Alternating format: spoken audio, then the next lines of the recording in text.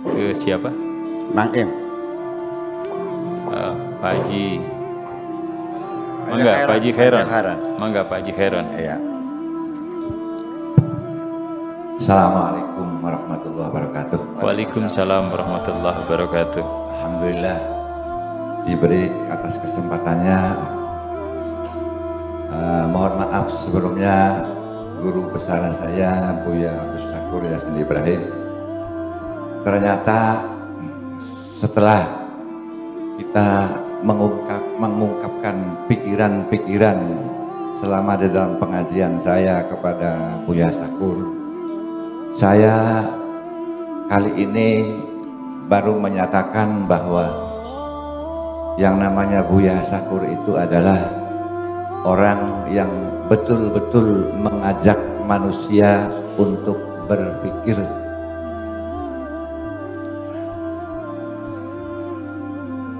Kemarin saya kunjungan Wamima Center ke daerah Pasundan. Lah di sana itu yang dibaca Wamima rozaqnahum yunfikun. Untuk pertama ini Bu ya, sebelum saya menanyakan, maka kita uraikan dulu bahwa setiap torekoh itu tidak ada yang seperti torekohnya Buya, yaitu Wamima rozaqnahum yunfikun. Bukan dari awal surat, bukan dari apa, artinya di tengah-tengah ayat dibuat judul torekoh wa mimma rozaqnahum yunfikun. Saya pikir dari awal ini perlu pemikiran juga, perlu berpikir ada apa Buya ini membuat amalan sebuah torekoh.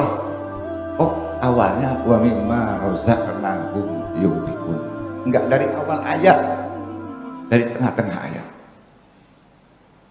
Kemudian akhirnya saya memberikan obrolan di teman-teman saya di Pasundan bahwa mengenalkan bahwa Buya Sakur adalah betul-betul orang yang fenomenal di dalam kehidupannya. Artinya apapun yang datang dari Buya adalah merupakan suatu perbuatan atau kajian atau ilmiah yang perlu digali berikutnya. Terus punten Buya, akhirnya begini, itulah keterusannya Mbak. Kenapa seorang Buya Sakur tiap minggu di laut terus? Ini perlu pertanyaan Buya. Artinya punten Buya, artinya sebelumnya apapun barangkali kita salah atau gimana, mohon maaf. Ini saya tuh santri Buya yang kepengen bisa Buya. Jadi kemudian satu lagi di depan rumah ini ada empang Buya. Punten Buya, ini dilihat dari sisi apapun, dari tata letak pun nggak ada ini Buya. Jadi mungkin ada rahasia tersendiri bagi Buya.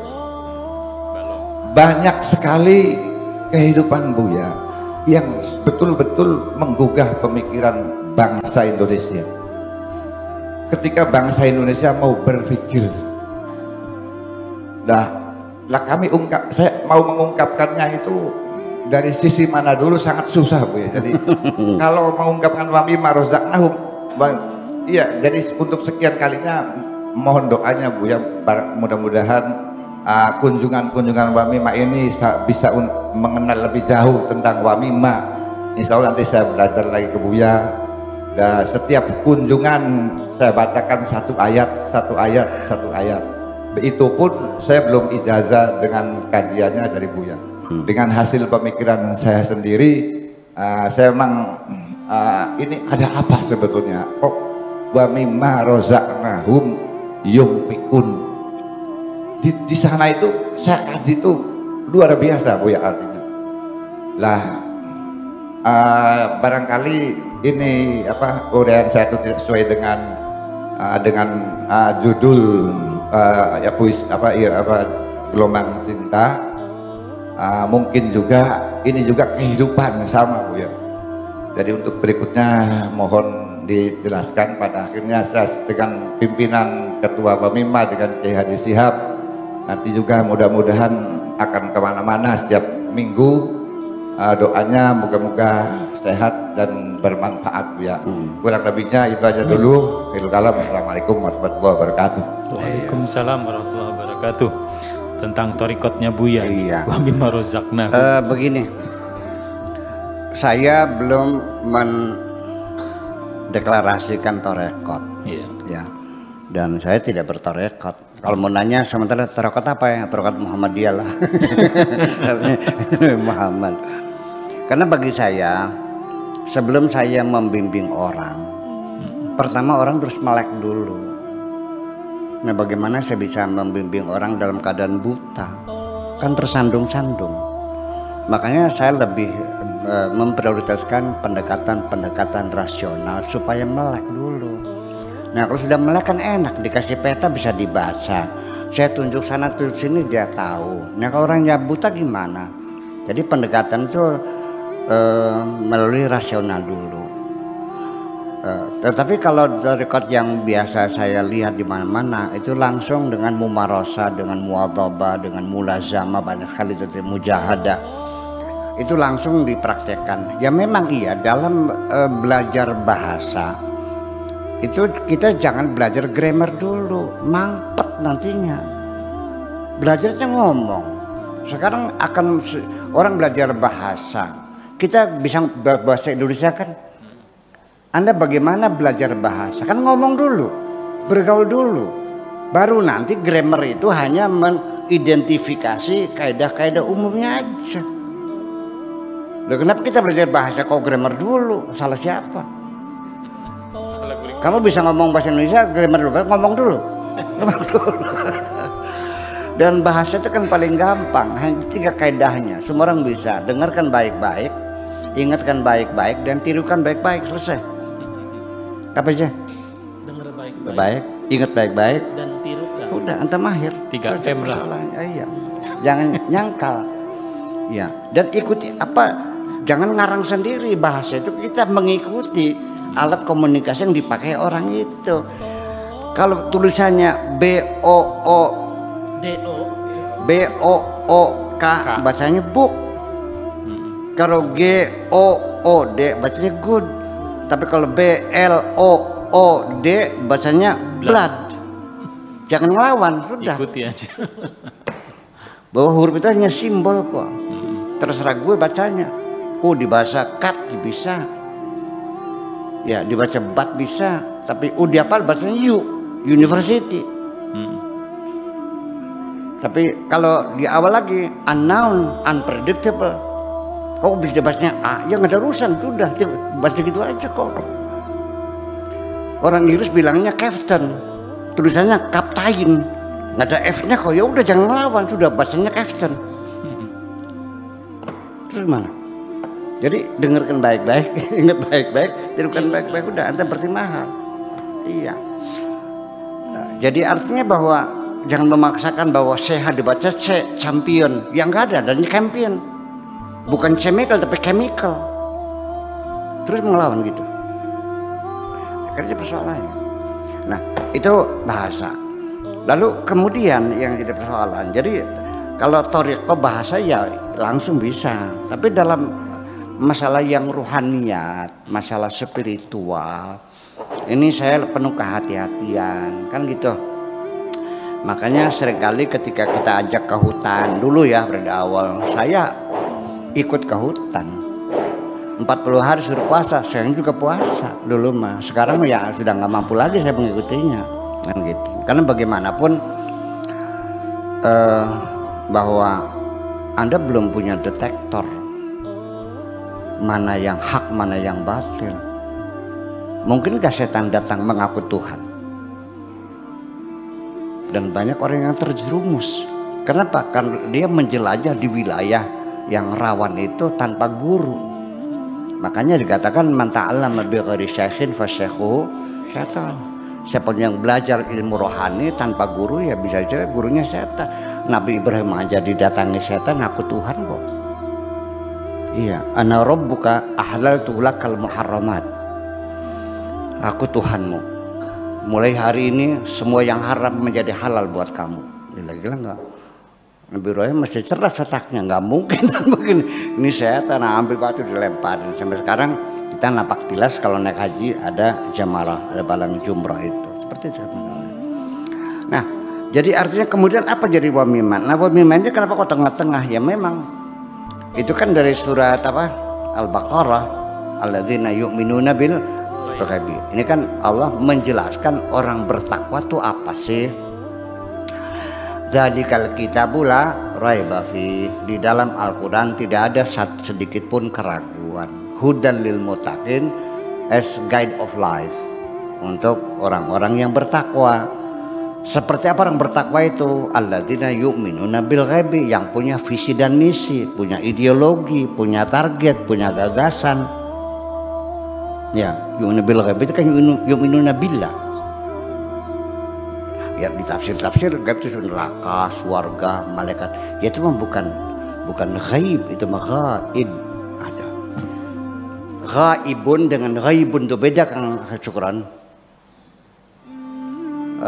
Yang gak hadir sekarang Pak Rahmat ya. Aina Rahmat ghaibun. Artinya tidak hadir. Orangnya mah ada di Karawangi. Tapi kalau yang tidak kelihatan namanya ghaibun. Mana yang tidak kelihatan? Surga kelihatan kok, neraka kelihatan, malaikat juga kelihatan. Bagi orang yang mampu melihatnya kan, berarti kan kelihatan juga. Apa yang tidak bisa terlihat? Hanya Tuhan yang tidak bisa terlihat. Makanya alladzina yu'minuna bil ghaibi berarti yu'minuna billah. Selesai itu aja kok. Apa itu keimanan pada Allah? Ya orang yang punya visi dan misi, punya target, punya ideologi. Melangkah tidak sembarangan, dia punya target yang tertentu. Yu'minuna bil ghaibi. Artinya yang tidak bisa terlihat, artinya ada konsep, ada ideologi.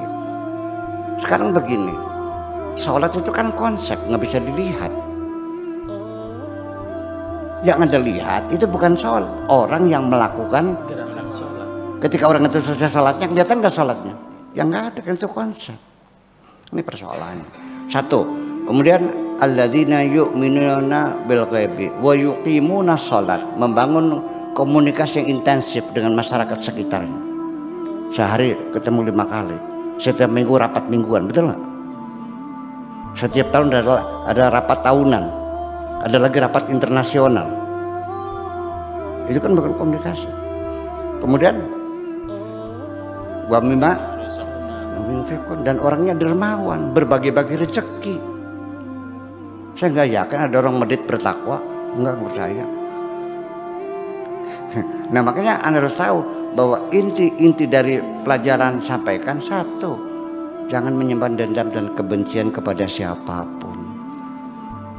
Berbagi kebahagiaan kepada sesama kita dengan tidak melihat agamanya apa, warna kulitnya apa, sukunya apa, nggak ada urusan bagi saya. Manusia itu dihormati Allah kok. Walaqad karomna bani Adam. Bani Adam itu ya manusia, turun Adam. Nggak ada bilang walaqad karomna apa? Kami muliakan. Nggak ada Bani Adam. Jadi siapapun namanya sebagai as humankind, ya kita hormati. Kok kenapa harus beda-bedakan? Masa ngasih makan orang Kristen nggak ada pahalanya? Ilmu dari mana itu? Alasannya apa tuh nggak jawabannya? Jawabannya itu kita berarti mendorong kemusyrikan, membantu orang makan nantinya untuk melawan Tuhan. Sih. Nah kalau ada anjing kelaparan saya kasih makan, ada pahalanya nggak? Hebat dong. Berarti ada binatang anjing lebih mulia dari manusia gitu. Ilmu dari mana ini? Nah. Ada orang tenggelam, tolong. Pantas kah? Agama kamu apa? Kristen, masa bodoh lo. Dari mana ilmuin begini? Iya kan? Mengucapkan selamat Natal itu musyrik haram. Bukan. Orang Kristen mendengarkan kita berfatwa hukumnya haram, musyrik, mengucapkan hari Natal. Orang Kristen tersinggung nggak? Sangat tersinggung. Menurut Anda menyinggung perasaan orang berdosa nggak? Bibitnya dosa. Terserah Anda. Anda yang bilang kan, bukan saya. Dan itu ini kan nggak masuk di pikiran saya. Iya. Itu tsunami di Aceh. Bayangkan, saya sudah ke sana. Saya melihat sendiri kapal itu di tengah kota ya, terhempas gitu. Amerika bantu. Agamanya apa? Orang Australia bantu, agamanya apa? Bukan Islam. Orang Jepang bantu, agamanya apa? Shinto. Mereka membantu sesama manusia dengan tidak melihat agamanya apa. Nah, ketika Anda membantu orang melihat agamanya, melihat warna kulitnya, ini kan diskriminasi namanya. Ini kan fasis namanya. Iya dong. Katanya rahmatan lil alamin. Kok hebat Bang lil alamin? Alamin kan semua manusia di dunia kan. Ya, buktikan aja dalam rahmatnya. Itulah makanya jadi saya tidak mau menyalahkan siapapun, ya kan gitu, dan saya tidak berfatwa apapun. Iya, silakan dengan hati nuranimu saja.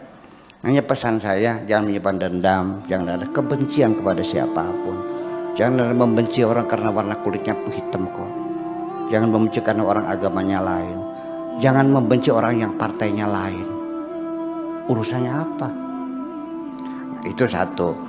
Nah, jadi artinya kemudian setelah wa mimma razaqnahum yunfiqun, kemudian walladzina yu'minuna bima unzila ilaika wa ma unzila min qablik, artinya orang yang bertoleransi dengan agama apapun.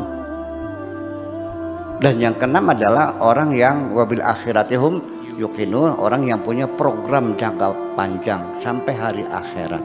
Itulah orang-orang yang bertakwa. Di antara faktor-faktor substantif membangun ketakwaan itu yang paling menonjol adalah berbagi kebahagiaan. Wa mimma razaqnahum yunfiqun.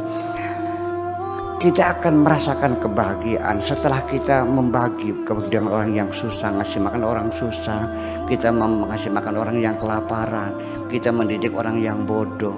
Ya, bayangkan apa yang Anda rasakan kebahagiaan ketika mengasih uang anak yatim yang keluar ECS-nya pengen jajan, kasih nggak banyak kok 5.000. Wah, dia senangnya kayak apa, kegembiraan yang terlukis di wajahnya sangat membahagiakan hati saya. Dan kebahagiaan saya ketika membahagiakan orang lain, itulah aroma surga ya. Dan saya mohon maaf, itu yang jelas kita rasakan.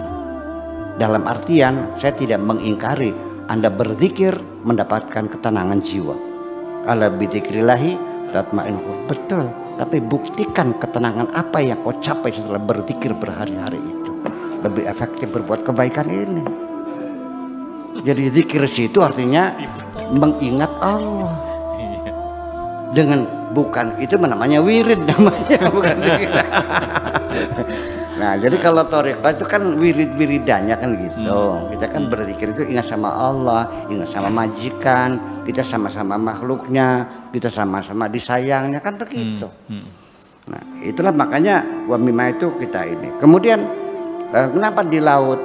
Nah, kenapa setahun sekali di hutan? Begini persoalannya. Dari kajian psikologi umum aja, bahwa panca indera itu kan menangkap. Mata menangkap gambar, telinga menangkap suara, mulut menangkap rasa, hidung menangkap bau, tangan menangkap meraba, halus dan kasar dan sebagainya. Ini semuanya yang terlihat istilahnya namanya perangsang. Mata kita namanya panca indera. Perangsang itu ditangkap oleh panca indera lalu menjadi kenangan, ya, menjadi memori. Itu memberikan pengaruh yang secara langsung. Ketika Anda melihat sesuatu yang kotor, menjijikkan, Anda bisa muntah. Betul nggak? Anda melihat sesuatu yang menyeramkan, Anda bisa melihat yang seram, orang yang cacat, yang mukanya rusak, yang hidungnya bolong, berdarah-darah, Anda nggak bisa tidur karena trauma. Tapi melihat bunga yang indah, Anda nyaman. Betul nggak? Apalagi bunganya mawar indah diselapin di telinganya perempuan yang cantik cilik, ada udah. Tidurnya lelap kok. Nah itu, maka jadi artinya ketika rumahmu kotor, ketika masyarakat kamu di tengah perkampungan yang kumuh, gotnya bau sama berserakan, itu tidak bisa dihindari. akan mendorong meningkatnya tingkat kriminalitas kok. Ya, broken window theory of criminal itu yang sudah ditulis oleh 2 orang Amerika studi sosial, bahwa begitu ada jendela-jendela yang pecah, wah udah ini gawat nih.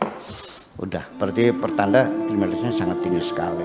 Jadi saya kira ketika di hutan kita terpengaruh, apa yang muncul? Rasa takut. Betul enggak? Ketika kita di dalam gua kita merasa terhimpit. Tetapi ketika kita di tengah lautan, kita merasa betapa kecilnya diri kita dan betapa maha besarnya Tuhan. Terima kasih.